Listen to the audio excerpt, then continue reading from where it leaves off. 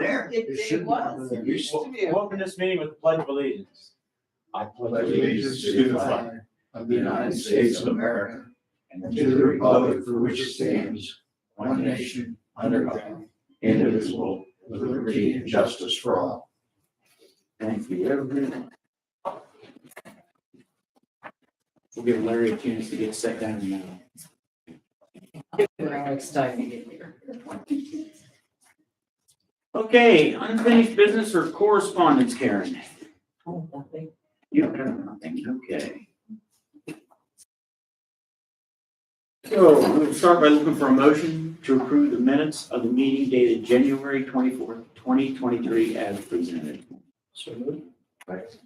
Here, call for vote, please, Karen. Mr. Fullers. Yes. Mr. Moore. Yes. Mr. Fuller. We are looking for a motion to approve invoices from the meeting dated January 10th, 2023 in the amount of $2,272,152.47 for the period December 17th, 2022 through January 9th, 2023. Second. Thank you.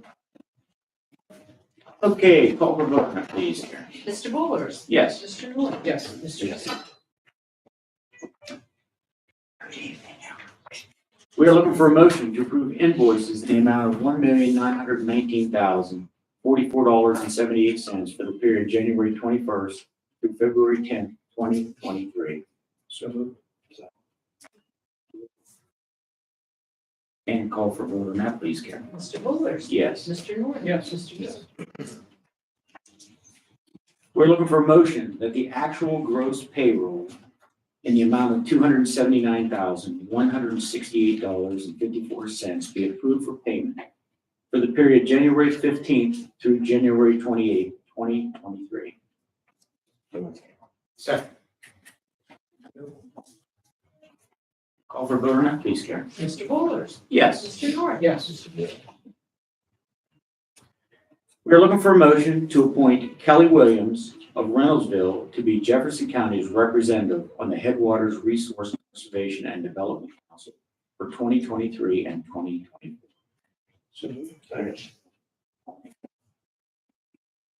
Call for voting now, please, Karen. Mr. Fullers. Yes. Mr. Moore. Yes. Mr. Fuller. Yes.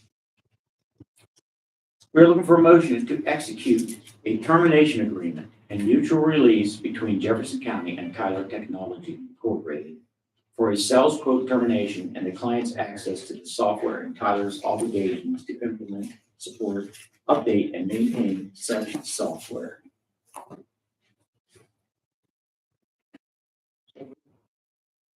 I think this is just for the jail. Correct.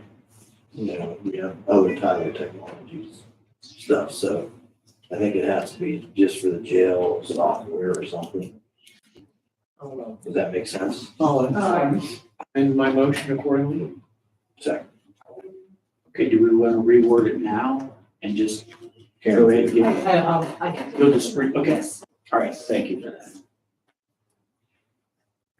You said it's at the jail, is that where that, or Correct. that, but they have other stuff with you guys then? Yes, there's Morgan County, Moon uses it, it's used different places. This is a separate agreement Okay. that we're ending. It doesn't affect any of the other agreements. Thank you, Scott.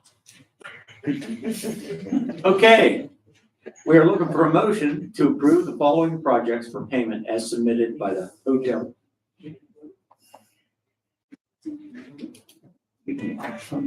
Oh, I'm sorry. Let's call for a vote on that, please, Karen. Mr. Fullers. Yes. Mr. Moore. Yes. Mr. Fuller. Yes.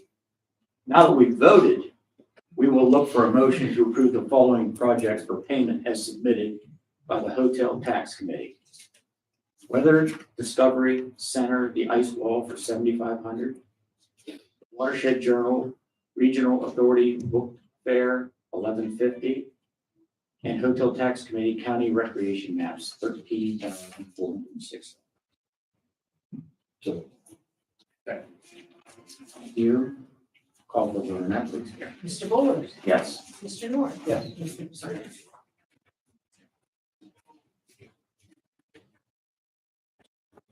So we will open the floor to public comments. Moon, how about you being the public? Anything? Not many comments. We just received, with the no license, stuff going on at the changes, we just, are going to be having a meeting, like 6 of us in Harrisburg over what they want us to do and how things are gonna be done a little bit. That meeting we just gave you 3 dates. We all, we haven't heard the final date, but we'll be going down to discuss that as to how they're gonna implement the new system. Things that have to be done. These stores and so that they already like sign up for, they already sell license, regular And, license. yeah, anybody that has a license system in place right now for game will be eligible to sell their licenses when it comes. The first day, I believe it is the second Monday in June, will be the first day of sales. When you buy your hunting license, you can get your first round doe license at that time. So it will be a very interesting process. So being it's new, we're expecting a little bit, or you're expecting. We're expecting a lot of problems. As it's gone smoothly when we change things every once in a while, it always goes crazy for a while. I wouldn't call it smoothly, but it did roll over. There were lots of issues, lots of timeouts, lots of crashes, lots of error codes, lots of all that type of problems that the normal public did not see. It would crash for 4 or 5 hours at a time. It would, you start getting error codes and then you couldn't do anything. And there were a lot of issues with it when it rolled over, and those still go on high volume times. So individuals can go online and buy them. Yes, So if there's an issue with the individuals all getting on there and trying to buy a license, does that hinder the places like you that sell them then also? you don't know, but we're assuming that it will. That's what I would say Before- a major issue. Before, when there was something around 700 licensed vendors, and it was having issues and timing out and crashing and, doing all kinds of goofy things. Now that you could potentially have, 20,000 people that first morning trying to get up and get on. I mean, I don't know if that side of the system is gonna be segregated from our side. We don't know. That's what we're gonna try to find out. Okay. One thing that I would very much tell people to watch for is if you do go online and get your license, okay, you will just get like you won't get a hard copy of your license. It'll be like downloaded onto your phone or whatever. They were supposed to mail you their tags. There were a lot of issues last fall where people never received their tags. And they were coming in wanting us to reprint their tags, and we couldn't. You had to be on the same system that printed your original license. And even if we could have called game and said, hey, you need to do these licenses, it wouldn't have got there for a week or 10 days when they threw it in the mail. So if you do the online and order your licenses and stuff, make sure when you watch it, your tags do come, because there were a lot of people last year who did not receive their tags.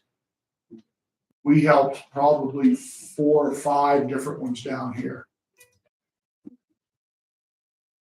So you get it printed like on your computer at home. How do you punch the numbers on the back? You don't have the numbers on the back, 'cause that's a Well, violation. it'll be the You don't tag. have that. They'll mail you the tag, and that's where you cut your date and day and month and stuff is on the tag. Because every one of those panels, it costs them so much to print. So if you have it on your phone, download it on your phone, they save the money of printing those panels. And then they just send you whatever it is, when you get like on an average license, like 4 or 5 tags that you get, they only have to pay for those 4 or 5 panels instead of the 10 or 12 panels. So I guess my question to you, I'll get some comment on, is the fact that we did away with mailing out the envelopes, but we're Mhm. still gonna be mailing. So we They will really, they will still be mailing, if you buy them online, they will still be mailing your tags to you. So those issues still will and can occur. Well, you can carry your license virtually, can't you, on your phone? You can carry your license that way, but your tags Yep. have to be a hard, the paper, green paper tag. You have to have the tags with you. So you can punch out the numbers. Right. And put it on your harvest. Sounds like a great idea. anything else? You're still selling them here though, right? Correct. So then we will turn to the press. Any questions? How's our EMS crisis committee going? Scott, since you're the chairman of this, I'm not. you're not the chairman, you're just a flunky. That is an excellent way to put it. So anyways, does anything come out of that yet, or are we gonna back to Scott? Mark, you want to do- I have people ask me about this all the time, so I don't know what they're. Report. I'm gonna ask my staff to Well, chime in. He directed the question to Scott, so I think it's only appropriate. That's right, Yeah, thanks. you can redirect it to her. No, So where we are on is this. There are a lot of facets involved here. The hospitals, the ambulance companies, the fire departments, the municipalities, the educational institutions. We are weekly meeting with those elements to get their understanding, what they're bringing to the table. So we're meeting with the hospitals. We're meeting with, we have met with IUP. Where this is going is when we have brought the elements together with us, then we're going to form our working group. So where we are right now is finding out who are the principal people and elements involved and what do they bring to the table. What we want to avoid is bringing everyone together all at once, create a lot of noise, but no activity. So that's why we're going through this in a deliberate fashion. So just to give you an example, last week we met with Clarion and Forest County commissioners to share information, learn what they are working on, to share with them what we've done so far, because we have some cross interests. Indiana County has reached out to us. They understand what we're working on, and they'd like to be in the conversation as well. So we have to set that meeting with them. But understand, at this point, we're essentially putting the pieces on the table. Who has an interest and what is that interest? For example, from the hospital standpoint, when someone has an emergency, that's where they're going to end up. We need to know what are the issues, concerns, what are the friction points from the hospital standpoint? What might they be working on that may work what we're doing, or perhaps inadvertently work against? The educational institutions, for example, they provide one of the avenues that creates an EMT, the training and certification process. They have some pieces of the puzzle that are going to help us. The boroughs and townships ultimately have the responsibility. So what we want to do is find our best way to help them and not inadvertently interfere. Some of them are in different places. Some of them need a lot of help. Some of them have an advanced process. So with all the municipalities in our county and the fact that, the counties that touch us, we have overlap. So where we are in all of this, Larry, is there. We're finding facts. We are bringing the people with information to the table. And then once that's complete, and we're closer to finishing that step, then we'll form our working group. when these small ambulances close, like Somerville and Mahaffey, then who goes there then? Just QRS from the fire department or, Well, the QRS has a role and it's a vital one, right? but the QRS isn't doing the transport. Nope. So when 911 has to dispatch someone, they're calling who's available. And it could be the next available volunteer company. It might be one of the paid companies. And it all depends upon who's deployed where at that time. The closest station may be off in the other direction. And this is one of the factors that's pulling against the grain here, causing the issue. That Do ALS ambulances go on BLS calls? they can. They can. That's an asset that you prefer to reserve for a higher level severity call.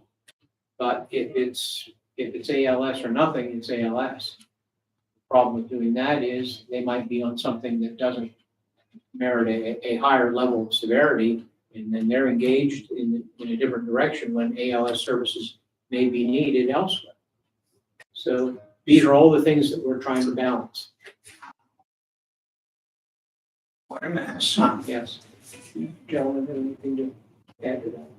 But, pretty good. But I know that the counties around us, Mhm, boroughs yeah. and townships within the county, this matter has their attention.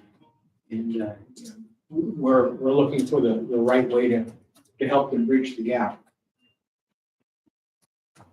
Is there anything changed since then? Are there more crews say, full-time ones, or No. still just running what they were running? Our Which problem, Punxsutawney was just one crew. yeah, our problem has not improved since we And started. again, that comes down to people. There's that. Well, right. There's even the paid one, Jefferson County EMS. Somebody said that the one by Plumville, that's Citizens, that, I think they're part of Jefferson County EMS. That they closed.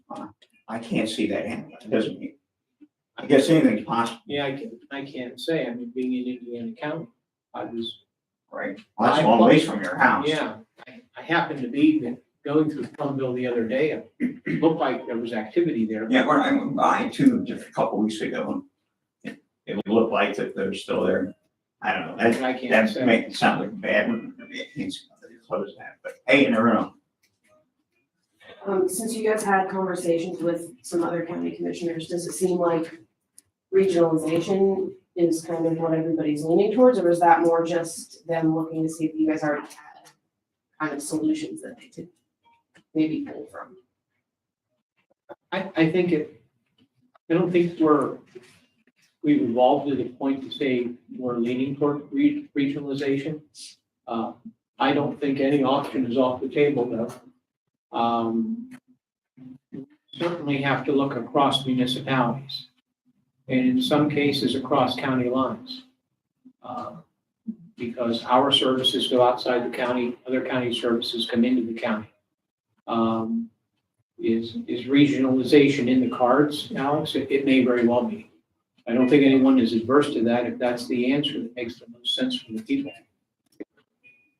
And in talking to other county commissioners, that's one of the things that we need to be cognizant of. A Jefferson County emergency asset may need to go to Du Bois.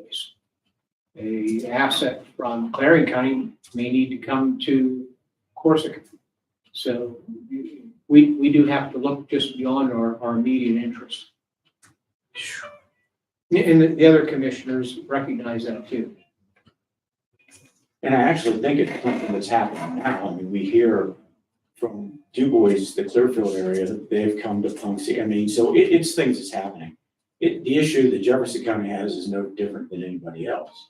And the fact that when we get to set with the other commissioners and just kind of chat with them, I think the values, the ideas, a lot of them are all the same, but, getting the answer to make it work, that's the issue. Wow. Yep. What else? I'm gonna turn things back over to the acting chairman.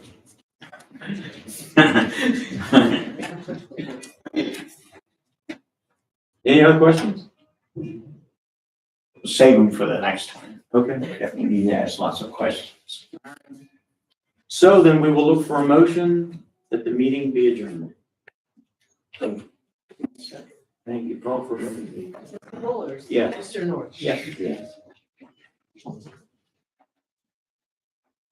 Hi, gun raffle tickets, Punxsutawney County Fire Department, and they are. I'd love to have one. Would you like to buy a, rifle ticket for the VFW? No,